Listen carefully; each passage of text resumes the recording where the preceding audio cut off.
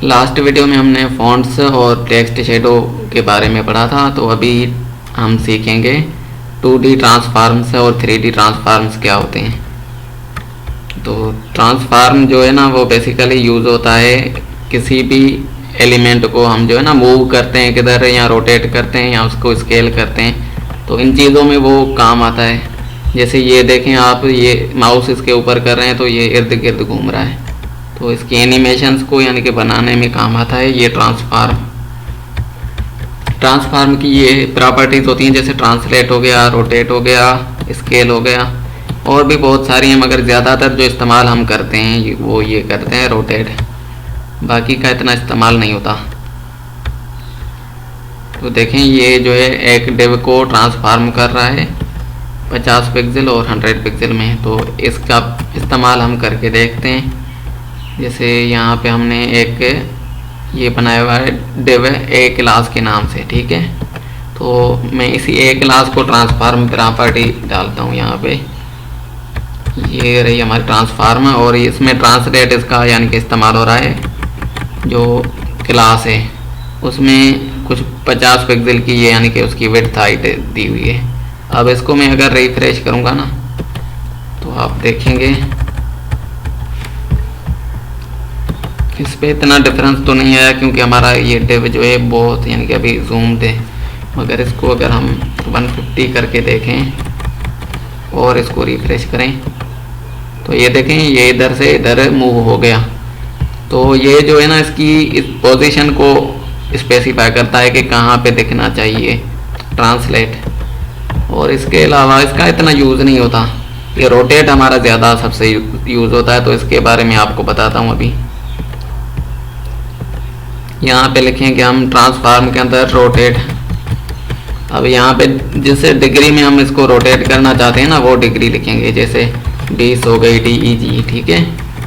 20 degree में मैं इसको रोटेट करना चाहता हूँ तो ये 20 डिग्री में रोटेट हो जाएगा।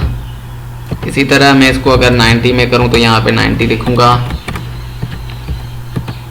ये 90 में रोटेट हो गया। अगर मैं इसको 45 कर दूँ तो ये 45 में हो जाएगा। रिफ्रेश करूं इस तरह, ठीक है। तो ये रोटेशन कभी कभी हमारे काम आ जाती है, बाकी ज़्यादातर ये भी काम नहीं आती, मगर फिर भी इसका यूज़ हो जाता है कभी कभी, तो यही देखने को मिलेगा। बाकी इसके अलावा जो चीज़ें हैं ये इतनी काम की होती भी नहीं है और इनका हम यूज़ इतना करते भी नहीं। ये स्केल थोड़ा जूम के लिए यानी कि काम आ जाता है कभी कभी, ये स्केल इसका भी यूज़ करके देखते हैं। जैसे यहाँ पे ये रोटेट है ना, इसको मैंने हटा दिया, इसको मैं स्केल कर रहा हूँ और यहाँ पे इसकी प्रॉपर्टीज़ देंगे 0.5 कर देते हैं और रिफ्रेश करके देखते हैं। ये देखें यानी कि जूम आउट हो गया, छोटा हो गया। और अगर इसको मैं बड़ा करूँ तो 1 करूँगा तो जूम इन होगा, ये देखें। इसी तरह हम जूम को अप्लाई करते हैं 2D 3D में, ठीक है, स्केल के मदद से। और दूसरा होता है वो हमारा रोटेट।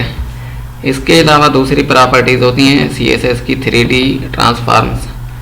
ये कैसे इस्तेमाल करते हैं, इनमें भी ये रोटेट होता है X यानी कि हॉरिजॉन्टली, और Y जो है वर्टिकली, और रोटेट Z यानी कि हमारी तरफ स्क्रीन की तरफ।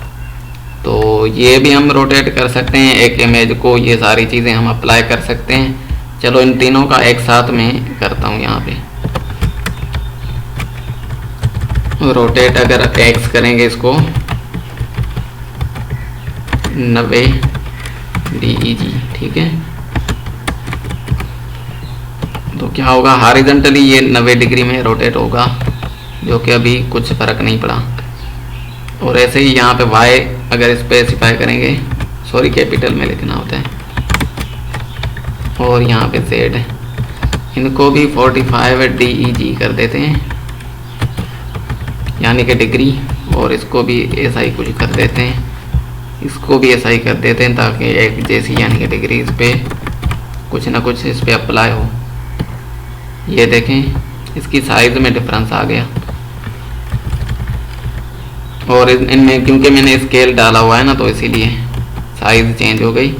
अगर मैं इसको रोटेट इनको भी करूं, और अब अगर इसको मैं अप्लाई करूं और इसको Z कर दूं, इसको Y कर दूं और मैं सेव करूं तो इसका कुछ नया शेप बनेगा। ये देखें, ये रोटेट हो गया एक और शेप में। तो इसी तरह इन पे कुछ यानी कि 3D एनिमेशंस वगैरह हम बनाएं तो बना सकते हैं, मगर तरीक़ेकार यही होता है, यानी कि इनको कहीं पे हम डिग्री में करते हैं रोटेट। इतना कुछ खास डिफरेंस नहीं होता 2D 3Ds में।